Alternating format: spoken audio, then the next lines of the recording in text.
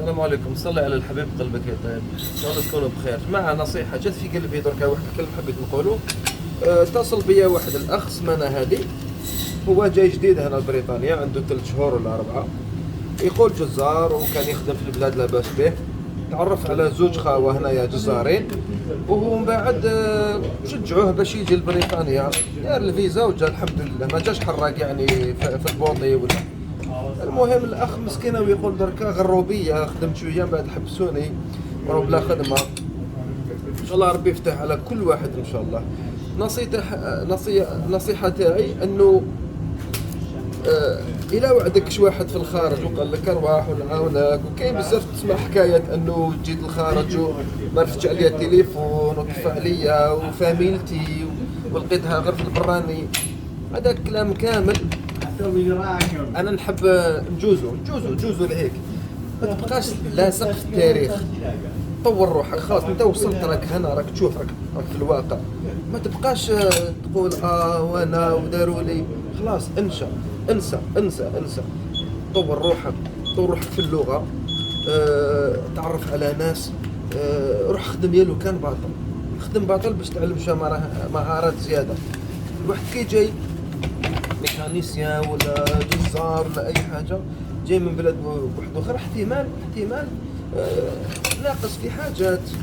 كان ما على باليش وعلاش مثلا قال لك يا مات وتغيرت العقليه، ولا نقص ظرافه، نقص الضحك، تبدلوا لي.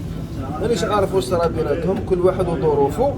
انا حبيت نحكي برك باللي كل واحد وظروفه، لا يكلف الله نفسا الا وسعها. ما تلصقش في الناس، امشي دير حياتك، ما تكره على حتى واحد. لو كان عندك خوك في الخارج ويجي يعاونك ويدير لك طابي روج وتجي تخدم وتلقى الدار وتلقى ويعلمك اللغه ويعطيك المصروف، لو كان بصح ما تكلش عليه على كلش 100%. ماشي موش ضامن لك اي حاجه، ما كاش حاجه ضمانه مضمونه في الخارج. علاش سموها غربه؟ خاطر راك غريب، راك في بلاد ربي معاك. شوف، اللي عنده 20 سنه واللي عنده 30 سنه واللي عنده 40 سنه في الاخر ما يقدرش يخرط عليك ولا يقول لك انا درتها بيدي. يقول لك غير الصدق، انه كلش توفيق من عند ربي. كاين اللي خير منك في اللغه، كاين اللي خير منك في القفازه، كاين اللي عنده علاقات، كاين اللي يعرف الناس، كاين اللي يعرفوه الناس، كاين اللي في كل. وجاو هنا ما مشاتلوش. كاين اللي جا سمانه زوج ما عجباتوش الغربه ما راح، ولا كل واحد وكيفاش. انا حبيت نقول باللي الا انت جيت من الخارج من البلاد ورحت للخارج وفي بالك انت راك 100%، حط روحك شويه ناقص، قول مانيش 100% انا بروفيسيونال. حط هكا في بالك ناقص، وقال واش ندير، واش نولي، كيفاش انا يقبلوني. خاص بزاف الناس تراو الاحتكاك كما مثلا يجوا من البلاد ويجيبوا واحد الحركات، واحد الحاجات يديروهم، هما بنيتهم ساكنه، هما بنيتهم في الاخر واش يدير حركات. هذوك الحركات يعني هو ما يكون سبب قطع العلاقه معه ولا قطع رزق ولا حاجه. اذا ما توصلوش روحكم يا جماعه. وين راك حايب تغرب، تعلم الصنعه مليح وارواح. واول حاجه استخير الله وشاور الناس والاحباب والوالدين، واطلب السماح وتوكل على ربي.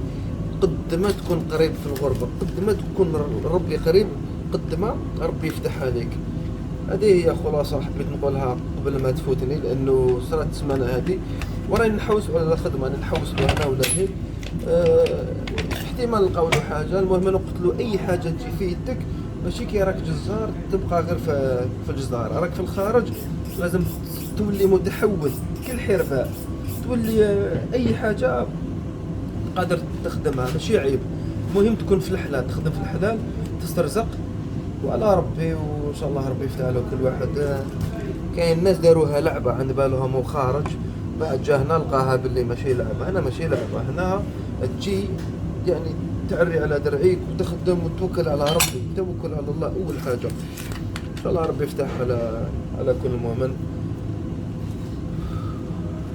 واللي عنده بلاده، واللي عنده رزق مليح في بلاده وعنده حقوق، ما يتغربش. هذا واش نقول لكم. خاص تجي هنا من بعد تولي تبكي على بلادك ثاني. سلام.